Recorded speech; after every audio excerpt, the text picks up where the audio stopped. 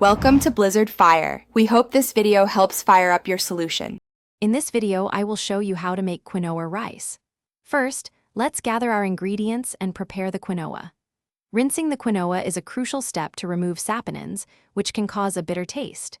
Use a fine mesh sieve for this. Then, combine 1 cup of rinsed quinoa with 1 3/4 cups of water and a half teaspoon of salt in a saucepan. This ratio ensures perfect absorption and a fluffy texture. Now, let's get cooking. Place your saucepan on the stove and bring the quinoa and water mixture to a boil over medium-high heat. Once it reaches a rolling boil, reduce the heat to low. Cover the saucepan tightly with a lid and let it simmer for 15 minutes. It's important not to lift the lid during this time, as the steam is essential for proper cooking. After 15 minutes of simmering, carefully remove the saucepan from the heat. Do not uncover it yet. Allow the quinoa to rest, still covered, for an additional 5 to 10 minutes. This resting period allows the remaining steam to fully absorb, resulting in perfectly fluffy grains.